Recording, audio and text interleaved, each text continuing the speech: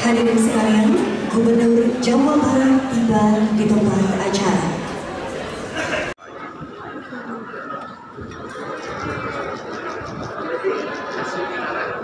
Gubernur Jawa Barat tiba di tempat acara.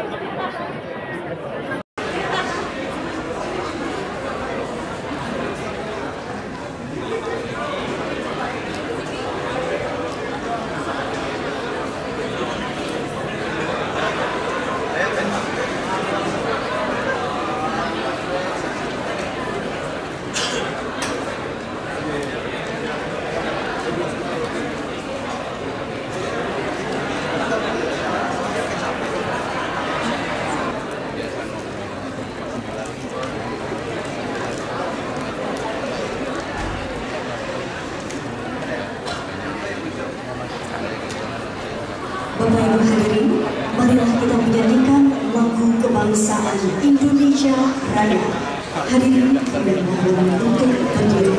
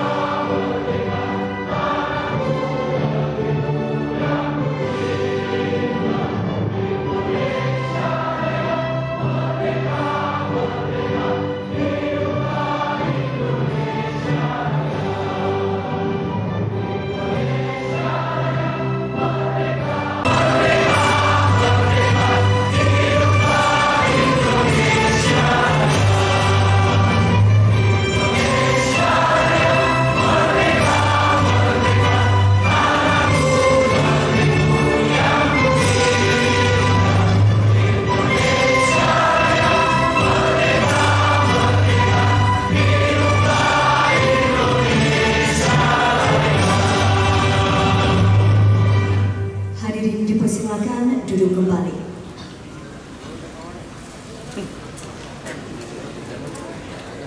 Assalamualaikum warahmatullahi wabarakatuh. Selamat siang dan salam sejahtera untuk kita semua. Kami ucapkan selamat datang di ruang auditorium Gedung 9 Fakultas Ilmu Pengetahuan Budaya Universitas Indonesia dalam acara kuliah umum bersama yang terhormat Gubernur Jawa Barat, Kang Deddy Mulyadi. Yang saat ini telah hadir di tengah kita, selamat juga Pak Gubernur karena Persib juara Liga 1. Semoga semakin berprestasi dan diikuti oleh cabang-cabang lain Jawa Barat. Baiklah Bapak Ibu yang kami hormati, Asisten Pemerintahan dan Kesejahteraan Rakyat Pemprov Jawa Barat, Kepala Dinas Pariwisata dan Kebudayaan Provinsi Jawa Barat, Bapak Wali Kota Depok dan Wakil Wali Kota Depok, Bapak Kapolres Metro Depok beserta jajaran, dan di 0508 Depok, kami juga menyapa dengan hormat pimpinan Universitas Indonesia, Universitas Indonesia, Profesor Dr. Insinyur Heri Hermansyah, STM IPU, Dekan Fakultas Ilmu Pengetahuan Budaya Universitas Indonesia, Dekan dan Manajer, Senat Akademik Fakultas, Dewan Guru Besar Fakultas, para ketua departemen, ketua program studi, para tamu undangan, dan tentunya saja mahasiswa FIBUI dan UI.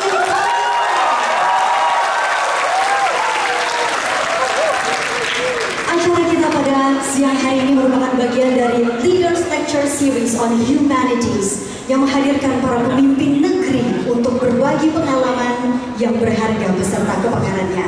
Perkenalkan saya Cisanti Alusari selaku Kepala Humas dan Protokol FIBUI untuk memandu acara kita pada siang hari ini. Baiklah Bapak Ibu yang kami hormati, selanjutnya marilah kita mendengarkan kata sambutan dari Rektor Universitas Indonesia, Profesor Dr. Insinyur Heri Hermansyah, STM IPU. Kami persilakan untuk menyampaikan sambutan.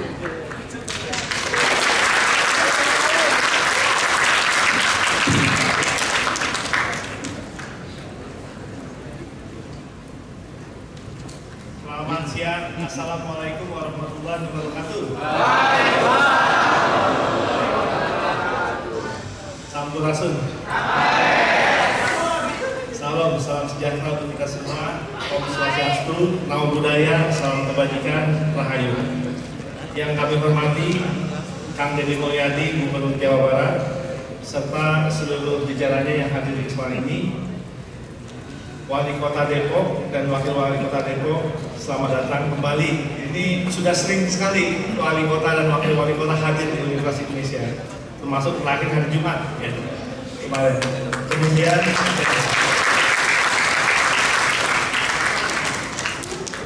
dan juga di sini ada Kapolres dan Dandim ya. Dan tidak lupa ini tuan rumah yang kita banggakan, Dekan Fakultas Ilmu Budaya, Dr. Donat. Kemudian juga Ketua Senat Akademi, Ketua Dewan Guru Besar, para Ketua Departemen, Ketua Program Studi, dan seluruh hadirin mahasiswa yang hadir di ruangan ini.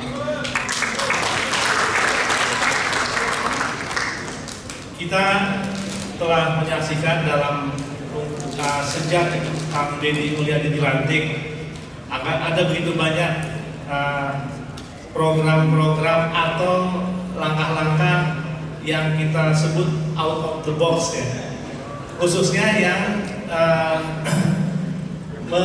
melibatkan tata nilai budaya dan karakter, sehingga pendekatan untuk perubahan itu juga tidak lupa memasukkan strategi-strategi kebudayaan sehingga hasilnya juga bisa lebih tepat sasaran dan tepat tujuan sesuai dengan karakteristik dari Jawa Barat. Dan di kesempatan ini, alhamdulillah beliau bersedia hadir. Ada dua rangkaian kegiatan hari ini. Yang pertama adalah kuliah umum di Fakultas Ilmu Budaya, dan yang kedua adalah beliau juga berkenan untuk menghadiri acara ketoprakan Guru Besar Universitas Indonesia yang akan diselenggarakan di Makara Art Center. Semoga dengan kehadiran Kak Deddy, UI dan Jawa Barat bisa semakin dekat. UI bagian dari Jawa Barat bagian dari UI. Terima kasih.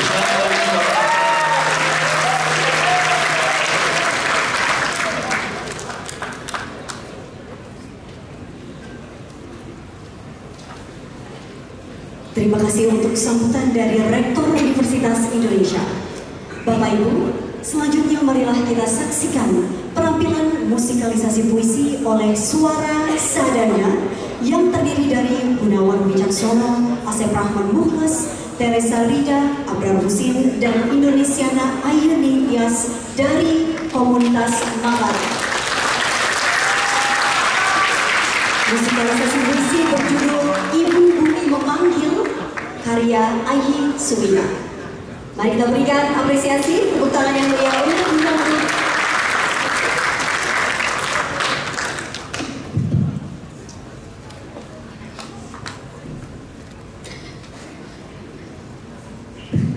Sampurasun.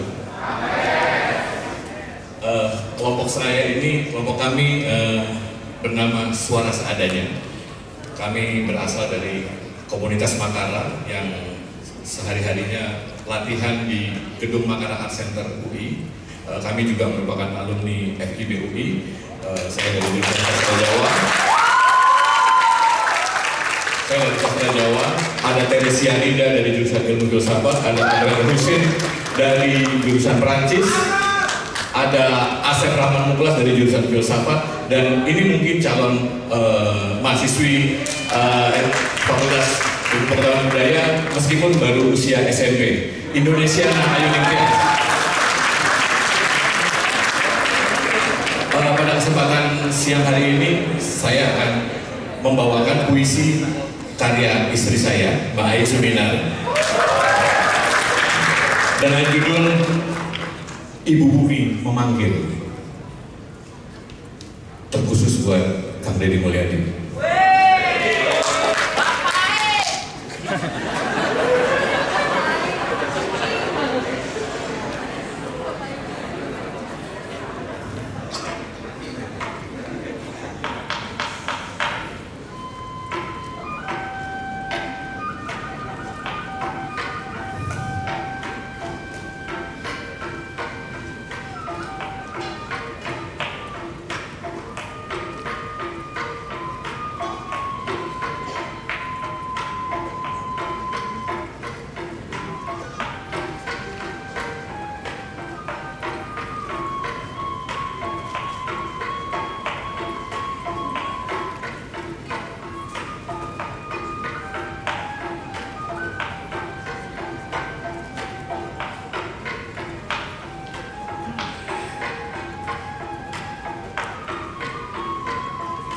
Ibu Bumi Memanggil.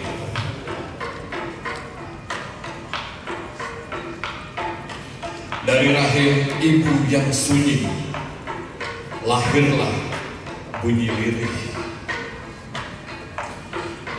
Menyusup akar, gemanya menyebar hutan, sawah, dan lewi yang sabar.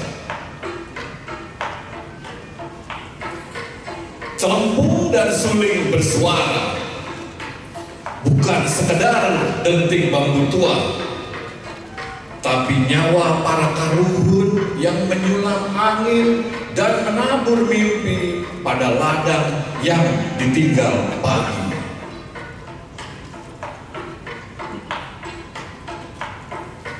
Kami dengar suara rakyat, bukan teriak, bukan pekik, melainkan gumam penuh daya tentang harga diri dan tentang jati diri. Tanah ini tidak butuh dibangun tinggi, ia ingin disapa, disirami, dan dimaknai kembali pada siapa kita dahulu dan kemana kita hendak menuju. Celempung menabuh pesan dari tanah yang hendak bicara, dari suara yang nyaris dilupa, hingga akhirnya didengar juga oleh rakyat Indonesia. Terima kasih.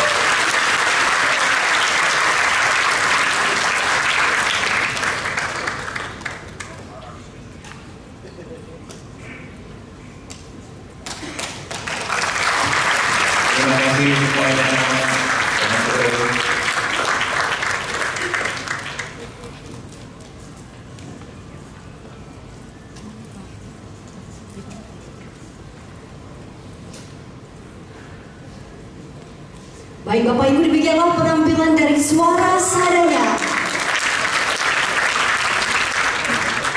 Hadirin yang kami hormati, kita sekarang masuk ke sesi yang kita nantikan, yaitu kuliah umum bersama Gubernur Jawa Barat. Untuk itu kami akan mengundang moderator untuk sesi ini, yaitu Dr. Munawar Khalil, yang akrab disapa dengan Kang Mul. Silakan Kang Mul. Izinkan saya untuk memperkenalkan moderator kita, Kang Mumu. Dr. Munawar Holil adalah dosen dan peneliti di Fakultas Ilmu Pengetahuan Budaya Universitas Indonesia.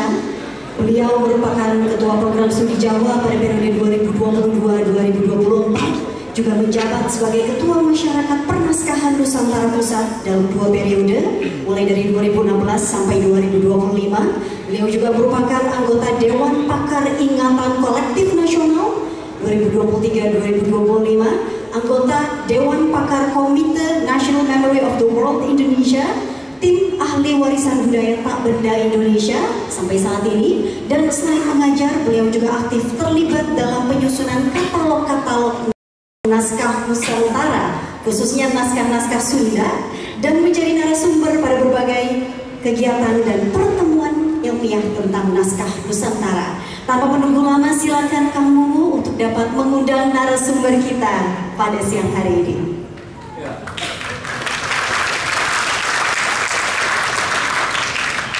Sarjana Hukum Loba Dubutuh, Assalamualaikum warahmatullahi wabarakatuh. Jadi itu sarjana hukum, jadi saya mengundang beliau untuk ke depan ya. Jadi Bapak Ibu, Sampurasun. Sampurasun. Ya, Bapak Ibu yang saya hormati, Bapak Rektor Universitas Indonesia, Bapak Dekan, serta semua yang hadir di sini, tidak bisa disebutkan satu persatu yang saya hormati. Ada Ibu Ida, sama-sama USA, orang Sunda asli. Siang ini kita akan menyimak kuliah umum yang akan disampaikan oleh Bapak Gubernur Jawa Barat periode 2025-2030, yang juga sebelumnya anggota DPR, dan segitu banyak sekali pengalaman beliau di bidang politik. Dan yang menarik tadi sudah disampaikan bagaimana panggilannya Kang Deddy, atau ada channel YouTube itu Kang Deddy Mulyadi yang disebut dalam kurung Bapak Ayu gitu ya, yang kemarin populer itu, menggunakan bagaimana beliau itu menggunakan nilai-nilai budaya, khususnya dari budaya Sunda, dalam mempraktikkan pengelolaan pemerintahan, mulai dari wakil Bupati Purwakarta, kemudian juga Bupati Purwakarta 2 periode, dan sekarang menjadi Gubernur Jawa Barat. Untuk itu saya mengundang Bapak Deddy Mulyadi atau Kang Deddy Mulyadi. Kebetulan juga saya dipanggil Kang, meskipun saya bukan orang Korea, kita sesama orang Sunda. Kang Deddy, maka dihaturkan.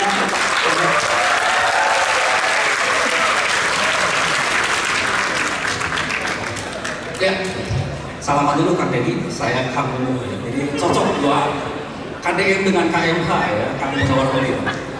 Baik Bapak Ibu yang saya hormati, tidak usah berpanjang-panjang karena waktu kita terbatas. Kang Deddy mungkin juga ada keperluan yang lain.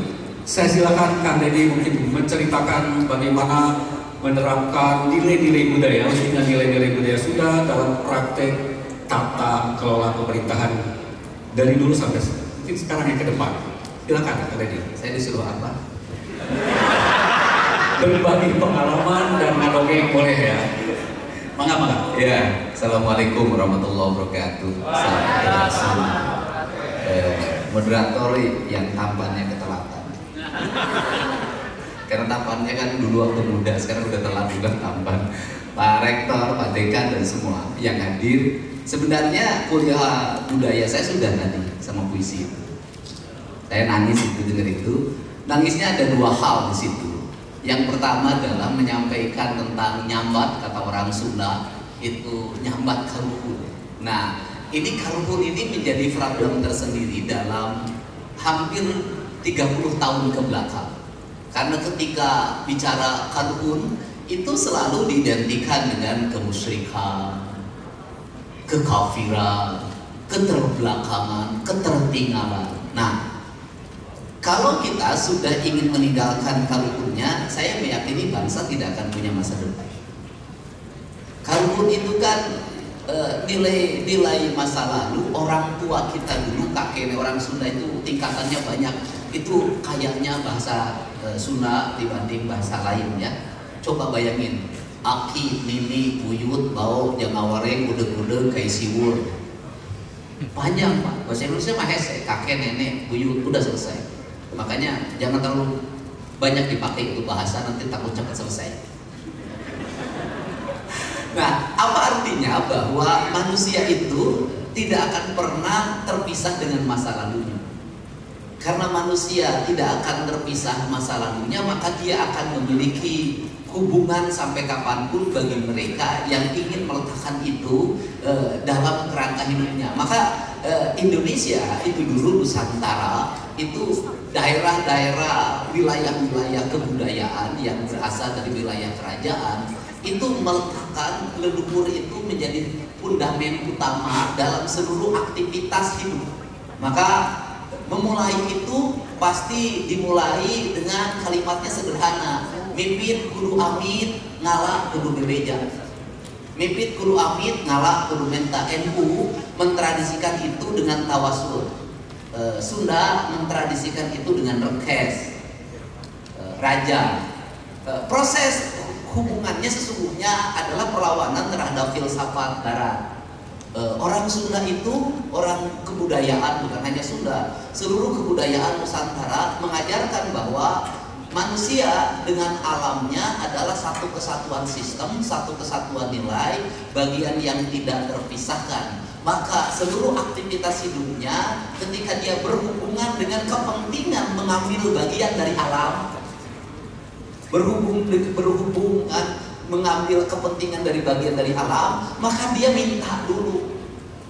Maka tradisi minta itu membangun tradisi silaturahmi, yaitu tradisi saling mendekatkan. Nu jauh kurang deket, geus deket kurang layut, geus layut kurang pagetkeun, geus pahet silih wangikeun. Artinya apa? Saya datang di sini bukan untuk merusak. Saya datang di sini hanya ingin menjadi bagian. Saya ada di belantara ini, tidak ada satu pun saya ingin merusak belantara ini. Saya hanya ingin menjadi bagian dari belantara ini. Karena dia ingin menjadi bagian, maka dia bagian yang tidak terpisahkan. Maka dia berserah. Maka kalimatnya sederhana. Maka nyangakeun beunteuk-eukeun ti koro gorokeun suku genteng blokeun. Bapak tahu urusan ini. Nanti jelasin lagi dalam kuliah berikutnya. Nah, kemudian bentuk penyerahannya itu maka disimbolisasikan dalam bentuk sasajen. Sasajen itu susungguh. Apa itu sasajen? Susungguh itu adalah persembahan sebagai bentuk penghormatan, bukan penghambaan, penghormatan. Maka nyangakeun buk salamar getih satetes, maka itu disimbolkan dengan bunga yang 7 rupa. Kemudian puncak dari simbol itu bagi orang Sunda itu yang puncak tertinggi dari sesajen itu adalah ayam dibakar, jadilah bakakak. Bakakak itu lambang penyerahan diri, dia sudah berserah, sudahlah. Makanya ngakeun beunteuk-teukeun di korok-korok suku genteng pulokeun, terus hilanglah pengakuan dalam dirinya, kesombongannya tidak boleh ada. Nyangakeun abdi mah teu bodoh-bodoh acan, sederhana kan. Celik putih celak herang cang bulan 14 jalan gede sasapuan. Apa sesungguhnya? Dia lagi menceritakan diri pada semesta. Tidak ada niat jelek dalam dirinya, tidak ada sedikit pun kesombongan. Ini saya sudah berserah. Maka terjadilah hubungan emosional yang tertata dan terjaga. Dalam hubungan emosional yang tak tertata dan terjaga inilah, maka nanti manusia akan menuju pada puncaknya. Maka menuju pada puncaknya itu dia akan menuju pada papat kalimat tunggal. Artinya dia sudah bersatu. Maka saya sejak dulu ketika saya jadi wakil bupati, jadi bupati pertama, meletakkan dasar pembangunan yang disebut visi. Itu cukup kalimat saya adalah visi pembangunan berkarakter. Sudah segitu saja. Karena apa sih ciri khas pejabat Indonesia? Ciri khas pejabat Indonesia itu bisa dilihat dari visi misinya. Yang paling aneh, setiap kampanye visinya pas, banyak banget. Mewujudkan Jawa Barat yang badatun, toibatun, warokun, bukur, maksudnya beriman dan bertakwa. Saya lihat itu karya sastra, apa itu novel, tapi visi jalan. Sudah, apa sih manusia berkarakter itu? Manusia berkarakter itu kata orang Jawa kan disebutnya sangkan paraning dumadi. Kata orang Sunda mah kata orang Sunda mah papat kalimat pancer. Papat kalimat pancer itu apa? Manusia harus bersenyawa dengan tanahnya, dengan airnya, dengan udaranya, dan dengan panas mataharinya. Maka orang yang sudah bersenyawa dengan ini, dia akan akan memiliki energi yang besar untuk apa? Untuk membangun piranti kehidupan sampai pada puncak kebahagiaan hidup.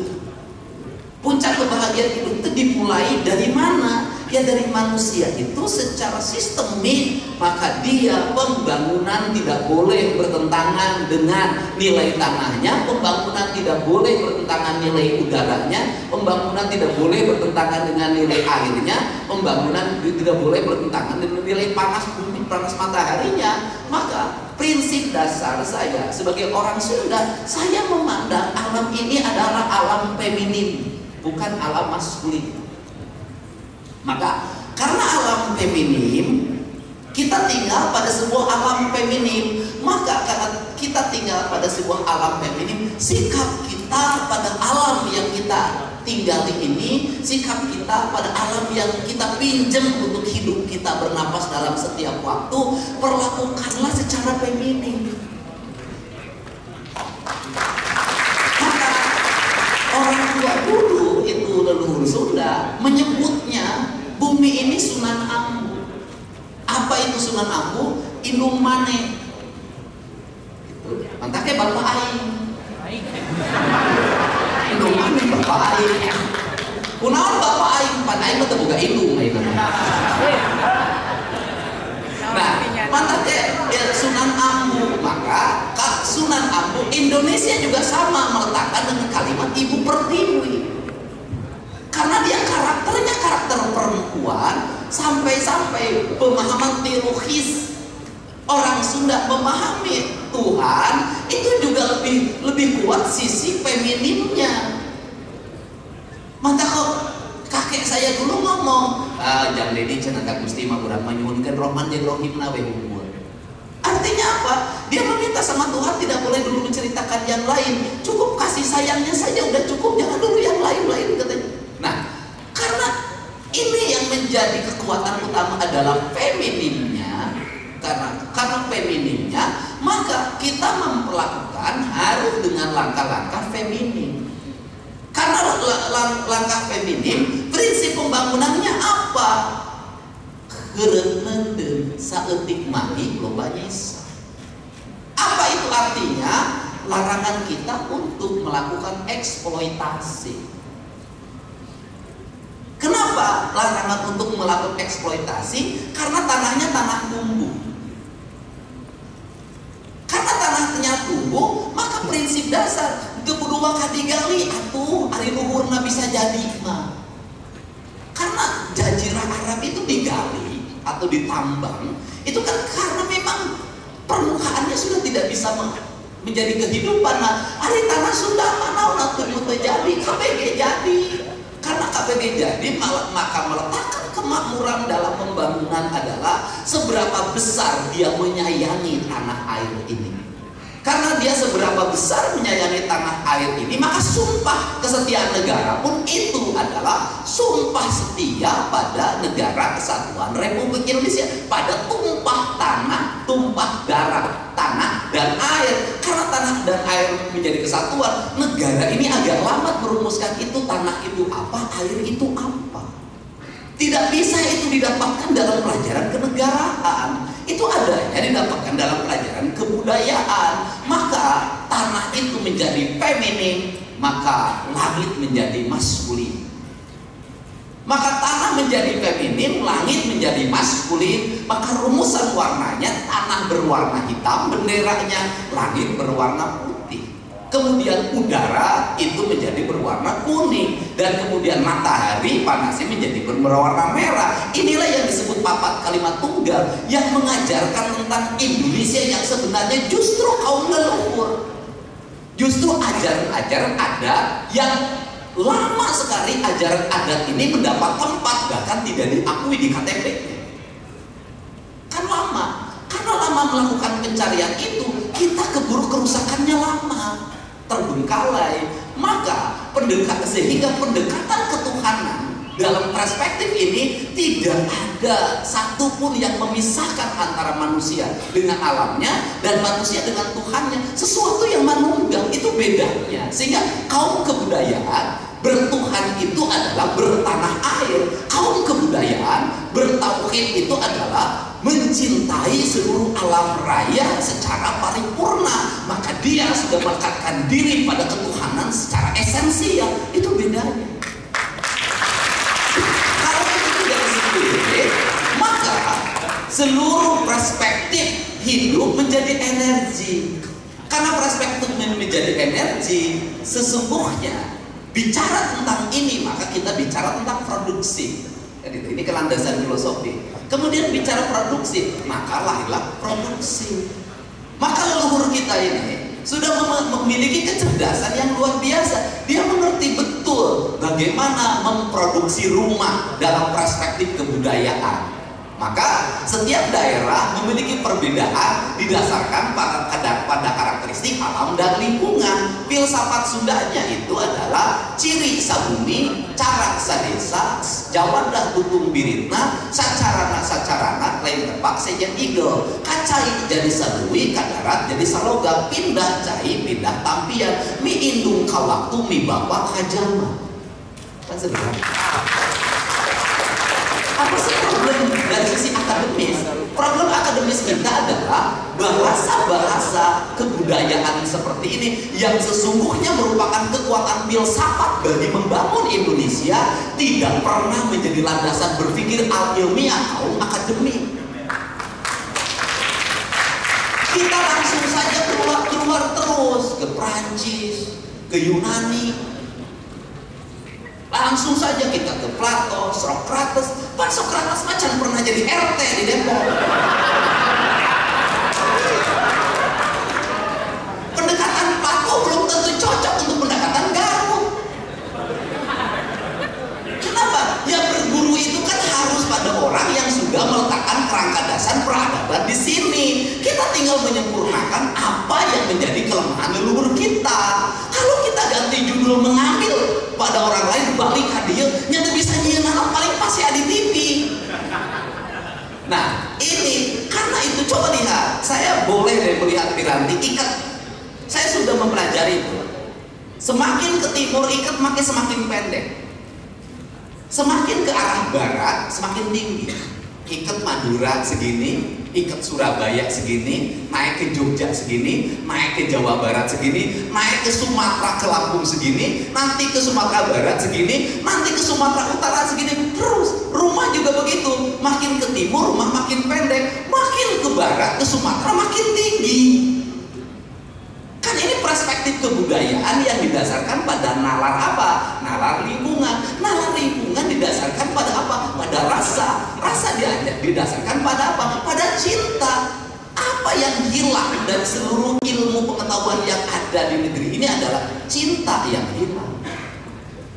Nah, karena ini yang menjadi perspektifnya, maka lahir produk-produk ini sesungguhnya menjadi produk identity. Nah, dari seluruh produk identity ini, sesungguhnya ini adalah landasan bagi pembangunan Indonesia. Jadi kalau ingin membangun Jawa Barat, misalnya saya bicaranya Jawa Barat, apakah harus ke depan? Tidak. Menurut saya harus mundur dulu ke belakang. Kenapa harus mundur dulu ke belakang? Karena kita ke depan tanpa arah, ini mau kemana? Kata orang Sunda, lamun urang neangan kulon, wetan deui, lamun urang neangan itu, ieu deui, lamun urang neangan aya, eueuh deui, lamun urang neangan bener, salah deui. Karena ini kita salah dalam melangkah ini, bingung mau pergi kemana, maka kita harus kembali ke apa? Ke asas kita, ke dasar kita. Dasar apa kita? Dasar kebudayaan. Kemudian ketika bicara kebudayaan dalam tata kelola pemerintahan itu hanya bagian dari strategi untuk membangun piranti kebudayaan. Maka negara yang akan mengalami kemajuan adalah negara yang berkebudayaan.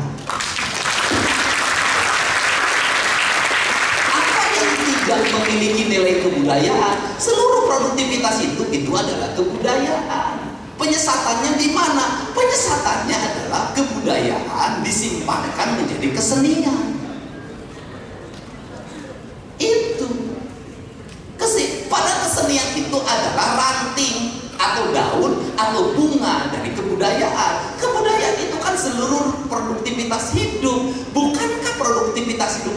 manusia itu yang paling mendasar ada satu adalah bahasa kebudayaan, dua adalah makanan kebudayaan, ketiga adalah pakaian kebudayaan, yang ketiga adalah seni kebudayaan. Bukankah peradaban Barat melakukan hegemoni terhadap kita sebagai bangsa Asia juga dimulai dengan hegemoni bahasa, hegemoni pakaian, hegemoni seni, hegemoni makanan? Bukankah kita adalah produk itu?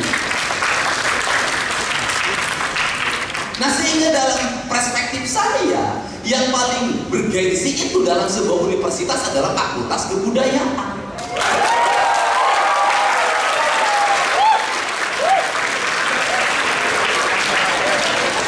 Sains itu kan hanya bagian, sains itu hanya metodologi. Sains itu metodologi saja. Karena sains itu juga harus nyeni, harus berkebudayaan. Kalau sains tidak berkebudayaan, sains kita mau mengarah kemana? Ke peradaban mana? Matematika kita mau mengarah ke peradaban mana? Fisika kita mau mengarah ke peradaban mana? Kimia kita mau mengarah ke peradaban mana? Arsitektur kita mau mengarah ke peradaban mana? Astronomi kita mau mengarah ke peradaban mana? Geologi kita mau mengarah ke peradaban mana? Yang perkabaran di sini, di Nurasa, di Nuhate, sabab kabajaan manusia, lain di pikiranana, di Nuhate, na irohate. Itulah bedanya orang kebudayaan. Jadi orang kebudayaan itu untuk bahagia nggak usah gagah, lu pakai samping gitu, gaya, itu loh. Jangan orang kebudayaan nggak boga duit, yang boga duit gitu. Orang kebudayaan itu punya uang, nggak punya uang, ya begitu saja adanya, nggak kelihatan orang kebudayaan. Nah, ini perspektifnya. Karena ini perspektifnya, maka prinsip dasar pembangunan itu begini kalimatnya. Itu saya selalu mempelajari dalam wayang. Kurang denden dihandelun hiu desan sampureun, cak kurang itu udah dihanjuang siang desan bawalen. Araeun para ticokot bawaeun dituruban kumanepu di wadahan cukup manik astagina dibuka kudu ngaliwat anu leureung kasemuna anu apal kabasana anu rancingas racana nu rancage hatena putra putu 3.000 begawan sawidak 5. Apa itu artinya? Bahwa peradaban Sunda, saya kan orang Sunda memimpinnya, itu dimulai dari kurang denden dihandelun hieu. Apa artinya? Bahwa seluruh apa yang menjadi kekayaan alam kita, kekayaan diri kita, kekayaan lingkungan kita, kekayaan warisan kebudayaan kita, kita simpan di handeuleun. Artinya apa? Sembunyikan, jangan pernah diperlihatkan. Ini kan penting. Indonesia mah aneh, kabeh ditembongkeun. Nah, semua diperlihatkan dari perubahan arsitektur rumah. Kan harusnya kekayaan kita tuh disembunyikan. Jangan diperlihatkan. Saya yakin Amerika menyembunyikan kekayaannya. Hanya Indonesia yang diperlihatkan, mangga barade. Ingat loh, semakin diperlihatkan, semakin orang tidak akan pernah menghargai kita. Semakin perempuan mangga barade murah. Itu bisa saya tahu tarifnya itu.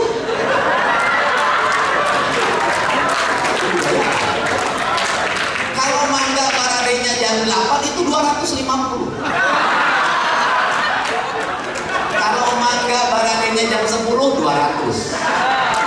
Kalau mangga baradenya jam 12 itu 150. Kalau jam 2 itu gocap. Artinya apa? Harusnya disembunyikan. Bagaimana menyembunyikan itu? Coba lihat desain rumah Sunda. Pertama, desain rumah Sunda itu ada ruang terbuka, sebutnya tepas. Kemudian untuk menuju tepas harus pakai jojodo. Orang yang menuju tepasnya kakinya dicuci dulu, nggak boleh kotor. Maka saya buka tadi, ini saya naik tepas. Dicuci dulu, bayangin betapa orang masuk sebuah peradaban, dia cuci kaki dulu. Kapan kaki kita dicuci? Kalau masuk ke pabrik ayam, kalau masuk ke peternakan sapi. Kalau masuk ke peternakan sapi, kaki kita disemprot, Pak. Mobil kita disemprot ketika dulu ada serangan penyakit kuku dan mulut dan kuku terhadap sapi Indonesia, semua orang Indonesia yang pergi ke Australia turun pesawat dan buka sepatu. Bayangin. Artinya dari sisi peradaban, kandang sapi jauh lebih bersih, lebih disucikan daripada rumah. Buktinya apa? Masuk peternakan yang dikelola secara profesional, Anda harus disucikan dulu, disemprot pakai desinfektan. Tapi masuk rumah, sepatunya langsung masuk. Berarti kita ini lebih melindungi peternakan ayam dibanding keluarga kita. Yang kedua, di ruang tepasnya itu adalah ruang yang terbuka, semua orang bisa melihat. Semua orang bisa, dia terbuka. Kenapa? Ini ruang terbuka. Ruang tengah adalah ruang yang dilindungi. Maka ditutup oleh pintu. Di atasnya itu dikasih dua jenis barang, yaitu bawang putih dan cabai merah. Dulu tahun 60-an sebutnya ngusir, duri, kuris. Tapi dalam perspektif saya, sesungguhnya orang tua kita lagi meletakkan bahwa tidak boleh ada unsur-unsur yang memiliki peredaran yang cepat dalam bentuk virus yang masuk ke ruang tengah. Maka ruang tengah menjadi ruang keluarga yang privasi dilindungi, yang masuk hanya keluarga. Setelah itu ada, tetapi anak-anak itu tinggal pada sebuah ruang tengah, dia tidur bersama.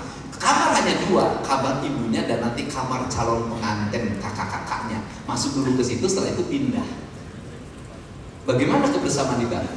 Kemudian luasnya di mana? Di dapur. Kenapa dapur luas? Karena tempat interaksi. Makan di situ, sendal gurau di situ, seluruh kekayaan di situ.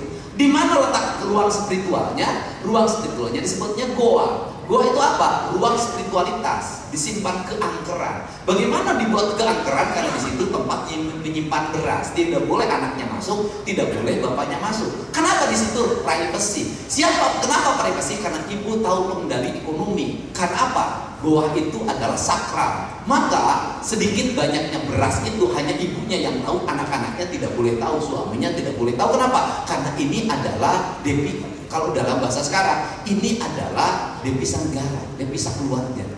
Ibu yang punya rasa dan cinta untuk mengatur. Nah, dari situ saja itu sudah terlihat bagaimana sebuah piramid peradaban dibangun, bagaimana sebuah keluarga dilindungi, bagaimana kekayaan disimpan, dan bagaimana cadangan dibangun. Nah, itu dihandelengin gesan samper. Untuk siapa itu? Untuk disamper. Samper siapa? Generasi berikutnya. Cakuran tunda dihanjuang siang gesan hal yang sama. Nanti juga pada akhirnya apa yang disimpan ini tidak usah dieksploitasi, kita akan memetik hasilnya dari mana? Di Turuban Kumandepun, di Wadaan Cukup Manik Astagina, dibuka Gunung Ngaliwat, anu weruh kasemina, anu apal kabasana, nu ranci kasrasana, puta putu 3 ewu begawan sawidak 5 nu hayang dilalakonkeun. Apa itu? Peradaban kehidupan masyarakat Jawa Barat itu cukup menggunakan aliran air sebagai bentuk energi peradaban, yang di situ dia akan melahirkan listrik, di situ akan melahirkan pertanian, di situ akan melahirkan peternakan, transportasi publik dan sejenisnya. Jadi kemakmuran itu bisa diraih tanpa melakukan eksploitasi dan sumber daya itu dimiliki. Kemudian pertanyaannya, siapa yang paling mengerti dalam merumuskan kemakmuran itu? Yang uak saya. Siapa uaknya? Walanda. Itu uak saya. Belanda itu meletakkan tata pemerintahan, tata pembangunan dalam kerangka itu. Sehingga dari sini saya selalu berulang-ulang ngomong, apa tidak malu kita pada yang namanya POC? Apa kita tidak malu namanya pada kolonialisme Belanda? Kenapa? Dia hanya mengandalkan hasil perkebunan teh dan karet untuk membangun sebuah peradaban yang luar biasa. Dari mulai peradaban pangkalan udara, peradaban transportasi jalan, peradaban transportasi kereta api, peradaban transportasi kapal, sampai peradaban bangunan, sampai peradaban listrik, sampai peradaban perguruan tinggi. Dia hanya mengelola perkebunan. Dari perkebunan itu Belanda bisa membangun nilai-nilai keuangan yang sangat tinggi, bisa mengisi keuangan di negerinya, dan bisa membangun di sini. Uang kita dibagi dua, dikirim ke Wakanda dan di sini. Kok masih bisa peninggalannya sampai sekarang? Pertanyaannya adalah kita yang jor-joran eksploitasi dari dulu, yang setiap waktu justru kita defisit, utang dan utang. Saya tidak meyakini bahwa eksploitasi yang berlebihan itu akan melahirkan kemakmuran. Saya tidak meyakini. UI silahkan lakukan riset di daerah-daerah yang lingkungannya dieksploitasi dan di daerah yang lingkungannya dirawat, mana rakyatnya yang lebih bahagia dan lebih makmur. Silahkan. Saya punya di sini. Kenapa? Itu bisa dilihat. Gak usah jauh-jauh. UI cukup sana aja ke kampung adat, ke Cipta Gelar, ke Sinar Resmi, daerah yang tidak melakukan eksploitasi apapun. Masyarakatnya hidupnya hanya dari bercocok tanam, padinya panennya 6 bulan sekali, tapi bisa masyarakatnya hidup tanpa kekurangan, memiliki cadangan pangan 50-100 tahun ke depan.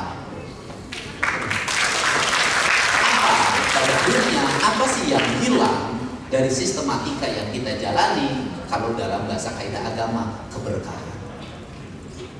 Kalau kaidah kebudayaan, karahayuan. Kenapa karahayuan? Karena kita itu lupa membangun dengan meninggalkan siapa diri kita. Terakhir, feminisme itu dalam kaidah kebudayaan itu ada wujudnya sebenarnya. Maka feminisme itu diwujudkan itu dengan penguasaan wilayah laut. Maka lahirlah Nyi Ratu. Maka orang Sunda dan wilayah pesisir itu tidak pernah bilang nyai, pasti bilang ibu. Kenapa bilang ibu? Itu adalah bentuk penghormatan. Kenapa? Karena dia adalah yang diibukan. Artinya bahwa keberadaannya itu memiliki aspek perlindungan. Sesungguhnya adalah bukan pada sosok makhluknya, tetapi laut itu bagi kaum pesisir itu adalah ibu. Bagi kaum pesisir, laut teh indung. Bagi kaum pesisir, laut teh adalah Sunan Ampel. Maka dia adalah refleksi dari kecantikan. Karena refleksi dari kecantikan, maka siapa yang hanya akan bisa memahami dia? Hanya orang yang punya rasa. Maka interaksi yang disebut dengan acara ruatan laut itu sesungguhnya adalah ruatan interaksi antara yang tumbuh dan ditumbuhkan, antara yang melaut dan yang dilautkan. Sesungguhnya itu adalah proses dialektika antara manusia dengan alam, bukan apapun. Maka pelukis membuat simbolisasi, kan, jadilah wujud. Kesesatannya di mana? Pemahaman filsafat filosofi Ibu Ratu itu sebagai simbol dari kecantikan, keindahan dan kekayaan laut. Penyesatannya di film. Filmnya apa? Nyi Blorong. Itu yang bikin kacau. Jujur aja, itu mengacaukan sebuah sendi dasar tentang feminisme. Kenapa? Penuh dendam, penuh kebencian, pernah diperkosa. Kan kacau Indonesia itu. Nah, sehingga ini kekacauan ini melahirkan kesesatan dalam berpikir. Pada akhirnya dibenturkan dengan nilai-nilai syariat. Ya jadilah kemusyrikan. Kan itu. Nah, kemudian simbolisasi di Jawa Barat lebih lengkap sebenarnya. Simbolisasi gunung itu tadi, gunung itu disimbolisasikan dengan namanya abah. Abahnya siapa? Bapak. Bapaknya siapa? Siliwangi. Silangnya siapa? Mau. Siapa itu? Prabu. Siapa itu Prabu? Mungagege Lewu. Simbolisasinya apa? Raja itu memilih dia moksa untuk bersatu dengan seluruh semesta gunungnya dibanding dia masuk dalam konflik politik yang berkepanjangan. Hanya itu. Sebenarnya itu sebuah pilihan bagi orang Sunda. Orang Sunda itu menggambarkan diri kajen teuing acur bareng jeung gunung daripada kudu pasea jeung baraya. Tapi yang sekarang nggak boleh ditiru. Itu ciri manusia yang tidak mau berkonflik. Nggak akan kebagian kalau begitu. Nah, saya termasuk tidak mau ikut itu. Nah ini maka simbolisasinya adalah gunung dan laut. Gunung lambangnya harimau, laut lambangnya Nyi Ratu. Maka ini yang disebut yin dan yang, maskulin, feminin, dan ini adalah alam keseimbangan. Jadi apa yang harus dilakukan oleh Fakultas Kebudayaan dan seluruh jajaran pemerintah di Provinsi Jawa Barat adalah mengembalikan kembali keseimbangan. Maka keseimbangan itu saya mulai dengan apa? Dengan melakukan perubahan tata ruang, mengeluarkan peraturan gubernur larangan alih fungsi lahan. Karena saya melakukan keseimbangan. Tetapi karena alamnya alam pancaroba, maka pemimpin tela budi hareup kudu jadi panuntun, di tukang kudu jadi lungadorong, gitu kan? Digigir kudu jadi pamanggul. Apa artinya? Maka saya harus tampil untuk melakukan action secara personal. Karena apa? Karena anggarannya tidak ada. Kalau rapat dulu tidak akan pernah beres. Maka saya turun untuk bongkar.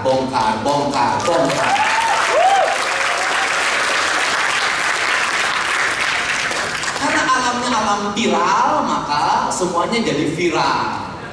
Setelah viral hari ini, maka semua orang hari ini di Jawa Barat yang tinggal di bantaran sungai dan di daerah-daerah yang dilarang sudah mulai secara sukarela hari ini membongkar bangunan. Sebenarnya harus dimulai. Orang Sunda mah sebab boga tradisi tuturit mundi. Jadi kudu dimimitian. Orang Sunda itu, jadi harus dimulai. Kalau tidak dimulai, maka tidak akan pernah terjadi perubahan, itu saja. Jadi ini prinsip-prinsip dasarnya. Ini yang akan terus, karena rencana saya apa? Rencana saya itu nanti saya akan sekarang sudah akan mulai membangun. Saya akan mengembalikan kembali alam Jawa Barat sebagai alam yang meletakkan sendi dasar pembangunan tidak eksploitatif, minimal mengurangi angka eksploitatif dengan mengembangkan apa? Dengan mengembangkan bambu sebagai bahan baku pembangunan di Jawa Barat.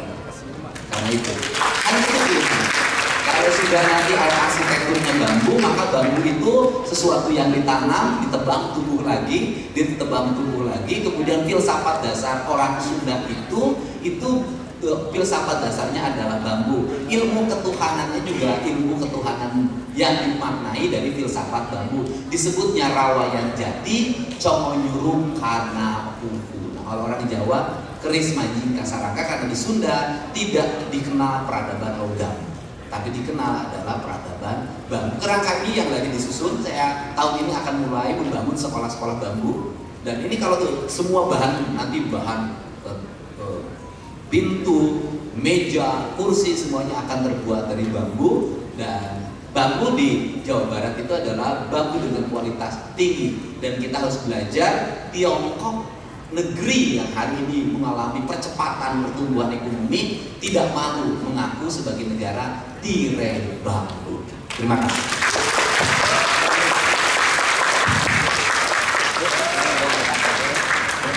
Aku belum bisa jadi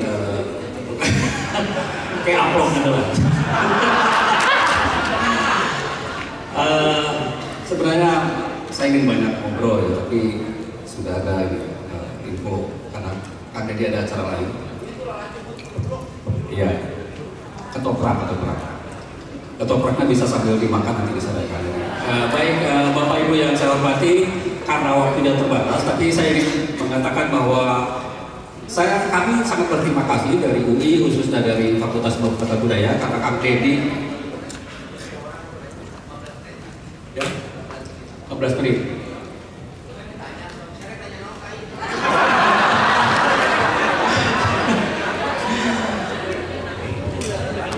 Boleh ya?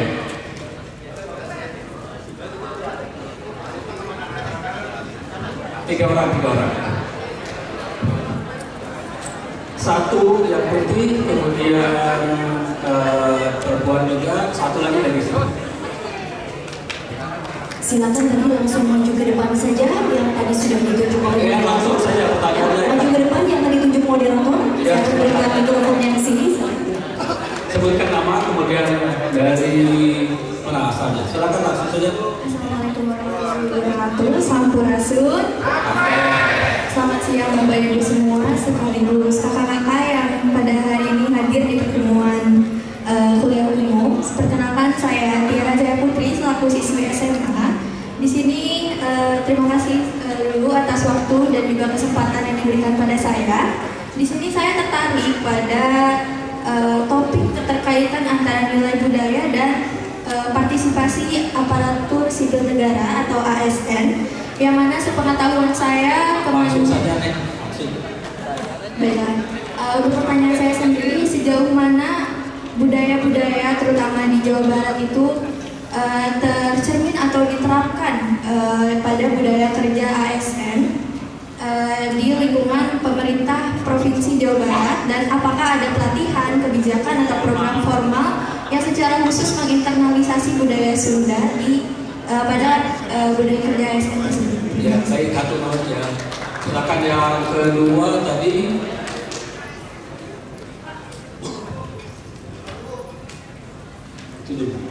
Ya. Halo, Sampurasun. Apa? Terima kasih atas kesempatan ini. Saya seorang mahasiswi dari FIB UI, dan saya ingin fokus pada satu hal saja. Namanya? Nama saya Michelle. Saya ingin fokus pada satu hal saja mengenai pembangunan kota-kota di Jawa Barat. Itu mengenai transportasi dengan kendaraan pribadi. Saya rasa itu adalah bentuk eksploitasi alam yang benar-benar nyata, mau itu dalam bentuk menyebabkan polusi atau dari BBM yang dipakai. Di Bandung, itu tempat keluarga saya, itu sebuah macet kabun. Di Jakarta, saya melihat bagaimana inovasi teknologi dan nilai-nilai budaya itu dipadukan untuk beralih ke budaya yang lebih tertib, lebih mawas kebersihan, dan lebih melestarikan lingkungan. Saya melihat itu dari contoh kecil saja di Jakarta melalui sarana dan prasarana transportasi umum yang sudah diperbaiki dari gubernur yang sebelumnya dan gubernur yang sebelumnya lagi. Itu proses yang panjang. Nah, saya melihat bagaimana di halte Transjakarta itu. Pertanyaannya? Oke.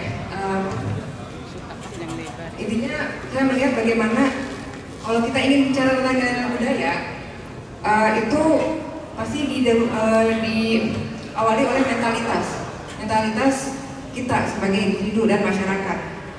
Ya, jadi tapi begini, selain mentalitas yang bisa diubah, itu juga ada struktur-struktur Langsung yang saja pertanyaan.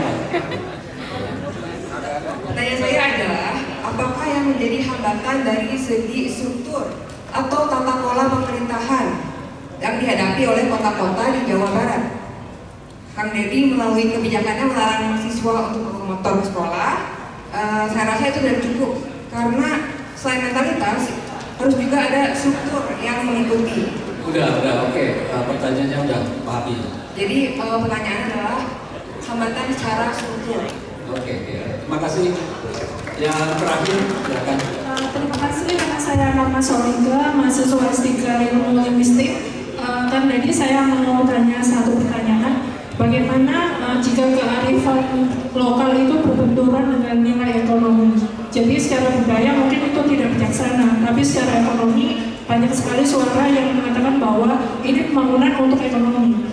Jadi intinya sudah terjadi pembangunan atau bahkan sudah terjadi kerusakan. Padahal misalnya kami dari Fakultas Ilmu Budaya sudah berikan pendapat. Ya, baik, sekian pertanyaan saya. Terima kasih. Satu mohon ya. Jadi langsung saja.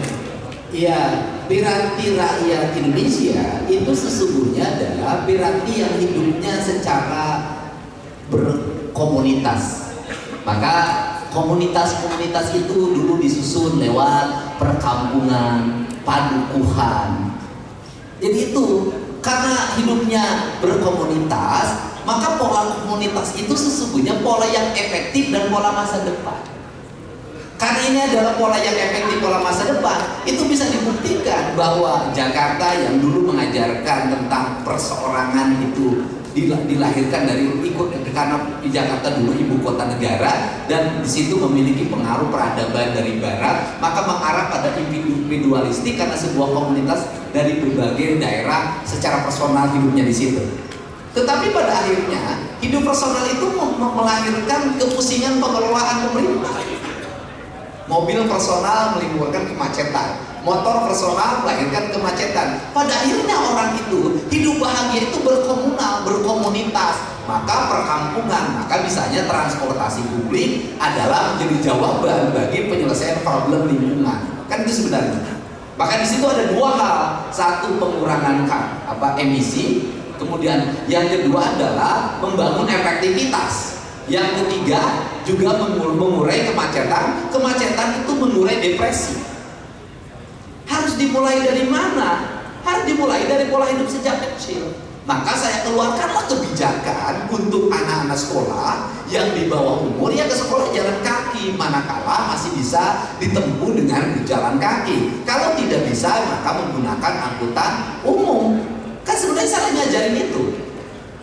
Nah, Indonesia ini kan mengalami problem yang luar biasa karena frame publiknya sudah dicuci lewat film, lewat drama dan sejenisnya. Menganggap ketika saya punya kebijakan jalan kaki, maka ada tulisan posting komen, Deddy Mulyadi mengajarkan orang kembali ke zaman batu. Sepengetahuan saya ke Jepang jalan kaki, pakai transportasi publik. Indonesia ini udah kacau. Maka saya harus berani melawan itu. Gitu loh. Saya harus berani melawan itu. Nah, kemudian ini harus terus dikembangkan dalam apa? Dalam pola lingkungan. Pola lingkungannya bagaimana? Amerika itu kan setiap kota punya hukum sendiri. Semakin keras kota itu semakin keras hukumnya.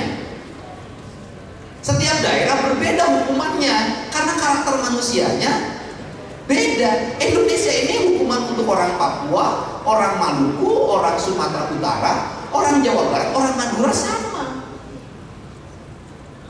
Padahal rasanya beda. Nah, sehingga siapakah orang yang mengalami kesulitan dalam melakukan pengolahan pembangunan? Itu daerah urban kayak Depok. Kenapa? Manusianya itu ragam. Ketika manusianya ragam, kan tetap wali kota kan harus tampil menyatukan mereka. Apa yang bisa menyatukan mereka dari keragaman ini, dari egoisme ini, dari pola kebudayaan yang dibawa dari lingkungan asalnya masing-masing, dari individualisme itu. Sedangkan Depoknya tidak punya hukum untuk mengatur perbedaan dan ragam mereka. Punya hukum, undang-undang yang diatur bagaimana tata bangunan, bagaimana tata ruang, tapi tidak ditaati. Apa itu? Rasa, cinta.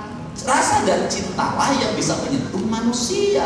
Rasa dan cinta ini hari ini mudah untuk dijelaskan secara empirik dan diekspresikan dalam emosi. Maka media sosial itu menjadi perangkat hari ini untuk merubah manusia. Saya yakin itu. Kenapa? Asalkan bermedia sosialnya dilahirkan dari rasa dan cinta. Di mana efektivitasnya terbukti. Ayo, siapa yang belum mandi?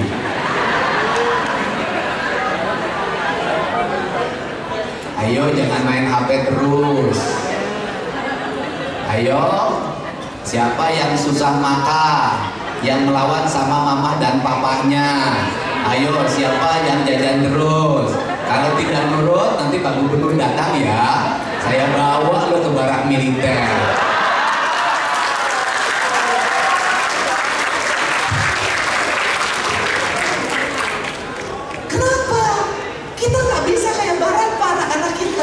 Anak-anak kita tetap jadi anak-anak timur. Dulu waktu saya di kampung, saya ada yang ditakuti di kampung saya, namanya gigiri. Kalau saya nakal ke ibu saya pasti ngomong, wah ini dibawa kaki giri sih ya.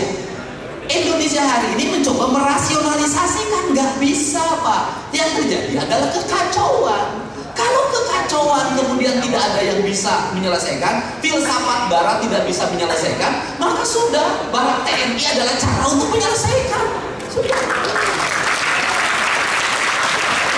Ya itu jangka pendek ya, iya tidak akan ada jangka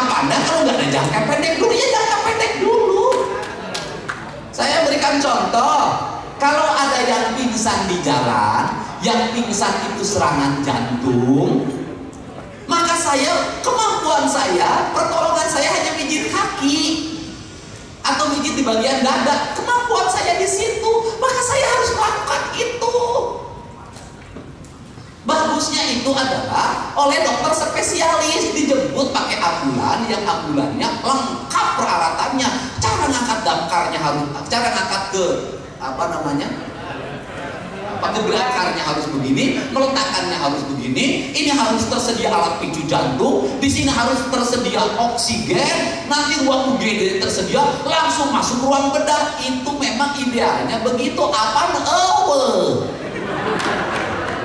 nyangges dipencet lah. Jadi anak-anak kita yang kasurupan hari ini, yang kasurupan sieun anak ke tentara, nyama ke tentara we ada guru nama teh sieun.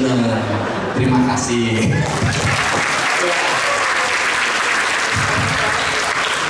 Aduh dong Kang Dedi, alhamdulillah ya kita semua tidak dibawa ke barak militer. Jadi Kang Dedinya kita bawa ke sini ya. Baik Bapak Ibu, karena waktunya terbatas, saya ingin membaca kutipan dari naskah Sunda kuno, aksara dan bahasa Sunda kuno, Amanat Galunggung. Karena ini tadi bersesuaian dengan apa yang dikatakan Kang Dedi. Ini bahasa Sunda kuno aja Kang Dedi. Hananguni, hanamangke, tan hananguni, tan hanamangke. Aya mah beheula, aya teu ayeuna. Hante mah beheula, hante teu ayeuna. Ada dahulu, tidak ada sekarang. Ada dahulu, ada sekarang. Tidak ada dahulu, tidak ada sekarang. Ada masa lalu, ada masa kini. Bila tidak ada masa lalu, tidak akan ada masa kini. Karena itu yang kemudian diterapkan oleh Kang Dedi, nilai-nilai karuhun Sunda yang kemudian diaplikasikan, diterapkan sekarang dalam praktek, mulai dari wakil bupati, bupati, dan sekarang sebagai gubernur Jawa Barat. Kira-kira itu Gubernur konten, gubernur yang kurang. Tambah satu lagi, yaitu KDM, Kang Dedi Mulyono.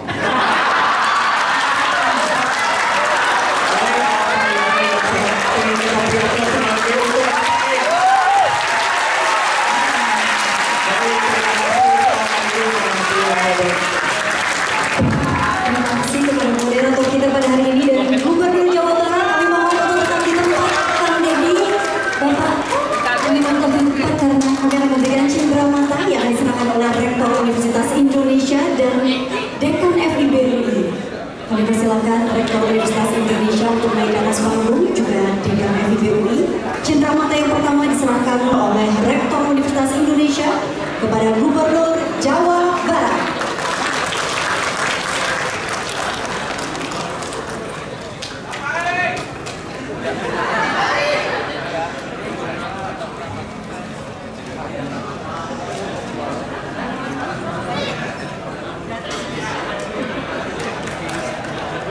Baik, selanjutnya kedatangan selanjutnya diserahkan oleh Dekan FIBUI.